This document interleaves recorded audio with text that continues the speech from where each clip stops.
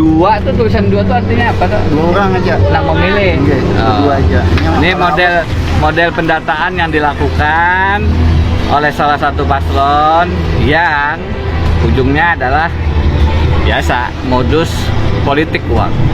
Hal-hal semacam ini tidak sulit ditemukan oleh Bawaslu kalau mau bekerja dengan serius. Ayo.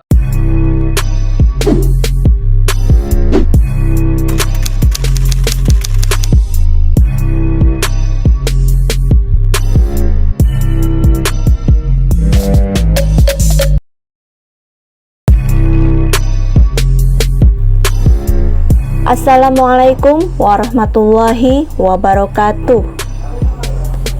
Beberapa waktu lalu, Haji Denny mengatakan akan ada gerakan jual beli suara oleh salah satu pasangan calon Pilgub Kalsel di masa menjelang PSU.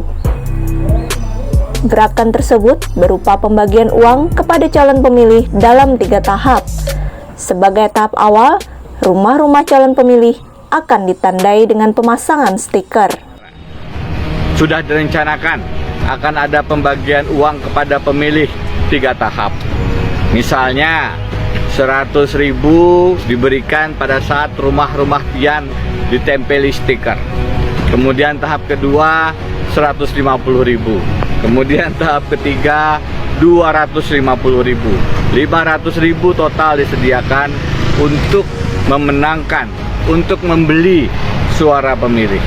Bahkan jika diperlukan, dana yang disiapkan hingga 1 juta rupiah. Belakangan, informasi yang disampaikan Haji Denny tersebut mulai terbukti. Baru-baru ini, Haji Denny dan tim sudah menemukan pemasangan stiker di rumah-rumah warga di daerah PSU. Hal ini diduga kuat sebagai identifikasi calon pemilih. Ada stiker sekarang di rumah-rumah ditempel stiker, ayo ke TPS jangan golput. Nah, siapa yang menempel nih? Ada paham jawabnya? Minta KTP kakak kah? Enggak, kata kakak, keluarga. Atau keluarga lawan KTP diminta. Dua tuh, tulisan dua tuh artinya apa tuh? Dua orang aja. Nak memilih. Dua aja. Ini model pendataan yang dilakukan oleh salah satu paslon yang ujungnya adalah biasa modus politik uang. Hal-hal semacam ini tidak sulit ditemukan oleh Bawaslu kalau mau bekerja dengan serius. Ayo lawan politik uang.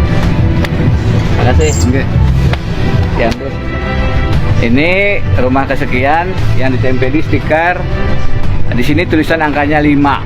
Artinya di dalam rumah ini ada 5 pemilih. Ini cara mengidentifikasi pemilih yang akan menerima pembelian suara. Ayo kita lawan politik uang. Stiker lagi tertulis angka 3 sama, berarti di dalamnya ada 3 pemilih. Kita lawan politik uang, kalahkan. Desa Podok. Nah, ini stiker pendataan dilakukan juga, tertulis angka 2 seperti tadi di pasar Alu-Alu, menandakan memang ada 2 pemilih. Tindak lanjutnya nanti ini ke arah politik uang ya, makanya mesti kita yang begini-begini Bawaslu, halo Bawaslu, apa kabar? Ayo dong, masa temuan begini kita harus lapor, segera lakukan langkah-langkah tindak supaya tidak terjadi politik uang yang merusak pemilihan gubernur kita. Yuk ambil langkah tegas yuk, Bawaslu. Sementara itu, pembagian bakul berisi sembako juga semakin sering ditemukan di daerah PSU, baik yang dibagikan langsung oleh Paman Birin maupun oleh orang-orang yang diduga kuat sebagai tim sukses Paman Birin. Atas semakin maraknya temuan pelanggaran tersebut, Haji Denny dan tim mendatangi Bawaslu Kalsel sebagai bentuk protes sekaligus menjadi laporan. Saya juga mendengar ada pemanfaatan aparat penyelenggara negara yang dilibatkan dari kepala dinas, kepala badan, bahkan ada yang disebut tim dozer yang bekerja di desa-desa, ujar Haji Denny memberitahukan. Menurut Haji Deni, tim dozer tersebut bekerja sama dengan salah satu perusahaan yang sekarang sedang bermasalah pajak dengan KPK. Tim dozer inilah pula yang memenangkan salah satu pasangan calon di Tanah Bumbu pada 9 Desember 2020 lalu. Hal-hal semacam ini di lapangan clear terjadi, dan saya kecewa Bawaslu diam saja. Makanya saya datang ke Bawaslu sekarang lebih pada protes daripada Bawaslu, ujar Haji Deni menambahkan. Haji Deni juga menyampaikan pandangannya kepada Bawaslu yang ia nilai tidak produktif. Menurut Haji Deni, ada dua metode kerja Bawaslu, pasif menunggu laporan dan aktif melakukan temuan di lapangan. Haji Deni juga menilai kalau Bawaslu tidak profesional dan terkesan berat sebelah. Giliran saya subuh keliling berjamaah dipanggil, cepat sekali Bawaslu. Giliran pembagian bakul di mana-mana, borong makanan di mana-mana, penyalahgunaan aparat kepala desa dan RT, pemasangan stiker yang ujungnya politik uang, Bawaslu diam saja. Tegas Haji Deni kecewa. Assalamualaikum warahmatullahi wabarakatuh. Teman-teman, saya hari ini akhirnya memutuskan datang lagi ke Bawaslu karena melihat di lapangan kembali masif berbagai macam pelanggaran yang sifatnya sangat destruktif, sangat merusak. Modusnya bermacam-macam. Satu, bakul. Walaupun sudah ditulisi tidak lagi paman birin, paman bakul, itu adalah upaya untuk memanipulasi informasi. Tadi malam tim kami sudah turun juga di Martap daerah Watapura ya, dan di sana menemukan lebih kurang 100 bakul yang siap dibagikan hari ini. Tambak Baru, di daerah Tambak Baru. Dan ini bentuk politik uang, sangat jelas di wilayah PSU, sangat jelas, kemudian ada nilainya. Jadi teman-teman, ini salah satu modusnya. Yang kedua, modusnya adalah memborong makanan di warung-warung. Itu pun politik uang lah. Dan saya dengar juga ada uang yang diberikan 50 ribuan atau berapa, tapi minimal 50 ribu. Yang ketiga, pelibatan aparat atau penyelenggara negara sampai level desa. Saya mendengar mantan kepala dinas yang sekarang di Jakarta, inisialnya H, itu mengumpulkan kepala dinas di Jakarta, kepala badan di sini juga dikumpulkan. Jadi apa? Yaitu pemanfaatan penyelenggara pemerintahan untuk memenangkan salah satu pasangan calon. Itu tidak boleh. Di desa, model kerja tim disebut tim doser. Tim doser ini adalah tim yang pernah memenangkan salah satu pasangan di Tanah Bumbu, berafiliasi dengan salah satu perusahaan di sana yang sekarang sedang bermasalah pajak dengan KPK. Dan ini tim yang sekarang turun di wilayah PSU. Dan ini tim ini model kerjanya ya money politik. Kepala desa, pembakal digaji 5 juta sebulan, RT 2,5 juta dan seterusnya. Arahnya untuk mencari suara di pemilih. Saya sudah keliling beberapa tempat, Matraman, Alu-Alu, itu udah ketemu dengan RT-RT yang mengaku memang mendapatkan tawaran gaji bulanan itu, minimal untuk 3 bulan. Ini money politik lagi. Dan tadi malam saya mendapatkan telepon dari salah satu ulama yang tidak mau disebutkan namanya. Ada upaya untuk menyerahkan amplop kepada ulama untuk mendukung. Modusnya adalah sholat hajat dan seterusnya. Modus-modus semacam ini di lapangan sangat marak, termasuk dengan memberikan stiker di rumah-rumah, tulisannya ayo ke TPS. Dan tulisan ayo ke TPS itu samaran dari upaya untuk politik uang lagi. Jadi tertulis misalnya angka 2, itu berarti ada 2 orang pemilih di rumah. Angka 3 ada 3 orang pemilih. Angka 5 berarti 5 orang pemilih. Kemarin saya di Alu-Alu pasar, ada ketemu banyak rumah diberi stiker itu. Ke pelosok di Desa Podok Alu-Alu juga stiker itu tertempel. Ini modusnya adalah mengidentifikasi pemilih, kemudian nanti pada saatnya ada drop uang. Kalau saya dengar dari hasil rapat teman-teman mereka ini 3 kali, yang totalnya antara 500.000 sampai 1 juta. Hal-hal semacam ini di lapangan clear terjadi, dan saya kecewa Bawaslu diam saja.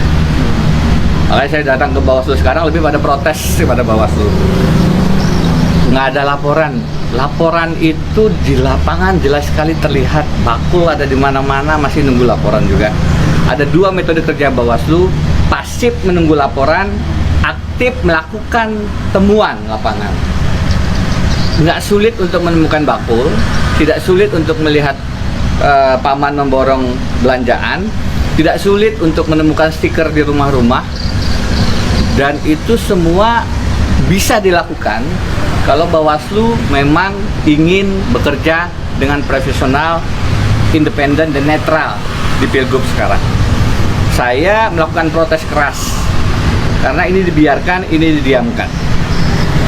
Jangan sampai politik uang yang kembali menang, jangan sampai politik curang yang kembali terjadi di Pilgub Kalimantan Selatan.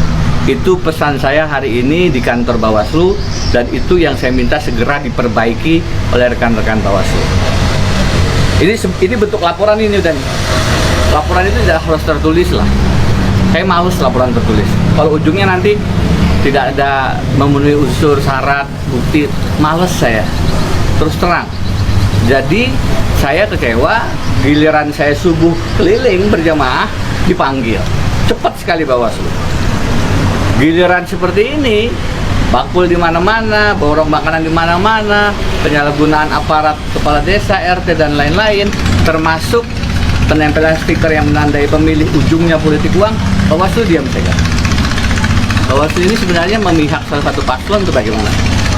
Jadi, oke, saya datang, ini bentuk laporan saya, bentuk pertanggungjawaban saya kepada pemilu untuk mencegah agar pemilu tetap jujur dan adil.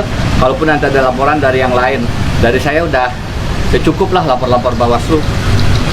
Mungkin saya akan lapornya ke Bawaslu RI saja, kalaupun akan lapor. Saya pikir itu teman-teman. Terima kasih banyak. Prof, kalau bantahan Profesor terkait laporan tim sebelah juga kan ada beberapa politisasi masjid, terus tuh ada yang Mas, yang namanya subuh keliling atau baliho itu dilihat aja unsur kampanyenya deh. Kalau saya datang, itu saya subuh keliling.